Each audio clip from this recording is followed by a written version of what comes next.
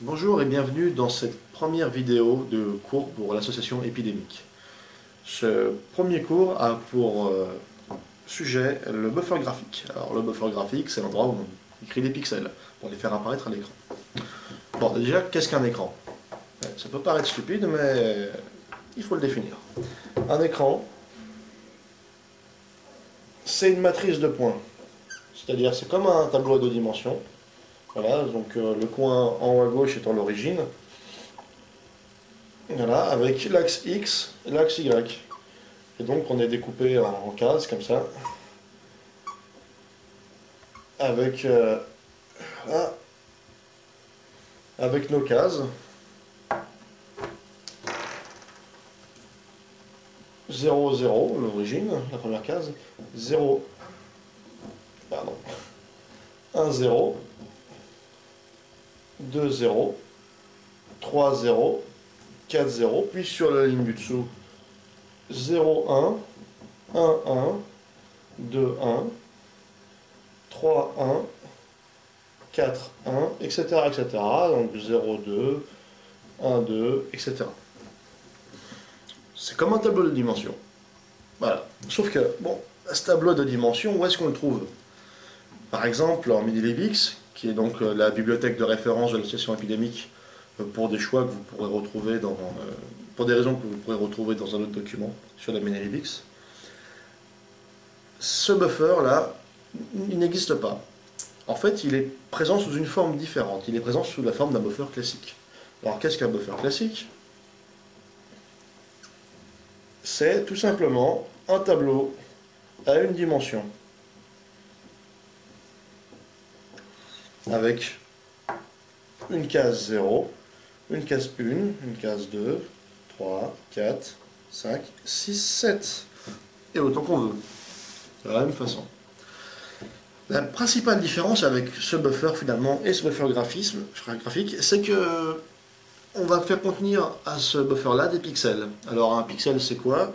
Bah, c'est une couleur quelque part en mémoire. Donc une couleur, bah, c'est composé de 4 composantes.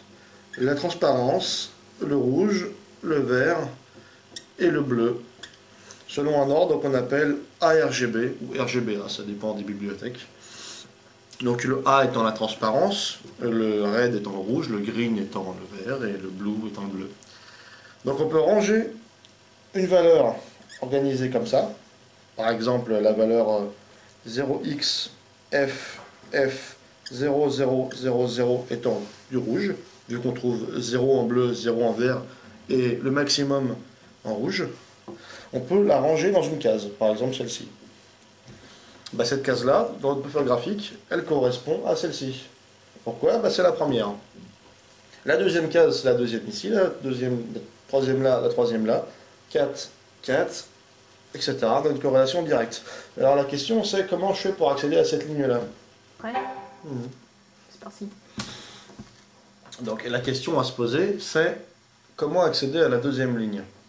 Bon, ici on a vu que donc à la case 0 du buffer classique, ça correspondait au 0, 0 du buffer graphique. Et la case 1, ça correspond à la case 1, 0, donc la deuxième juste à droite.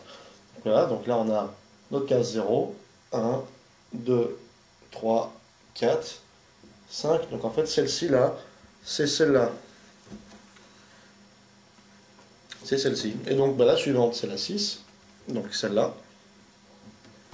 Et la 7, c'est la suivante ici, etc., etc. Et ça continue comme ça.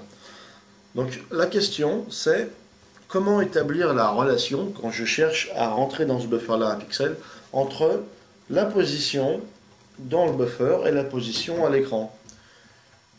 Et bien, il y a une valeur qui nous aide à faire ça. Cette valeur, c'est tout simplement la largeur de l'écran, la largeur de l'image. Par exemple, ici, on a 1, 2, 3, 4, 5. 5 de largeur. Et oh, comme par hasard, le premier pixel de la ligne en dessous est à 5. Et je suis prêt à parier que cette case-là ici, celle-là, eh ben c'est la case 10. La case 11, la case 12. Celle-là, c'est la case... Je vous laisse deviner. La prochaine vidéo sera consacrée au champ d'étoiles. Les champs d'étoiles, ce sont donc sur un buffer graphique, on va faire apparaître des étoiles qui vont défiler à l'écran. C'est assez joli et c'est un effet qu'on retrouve très très souvent dans la démo. Alors, j'espère qu'on se retrouve vite. À la prochaine vidéo.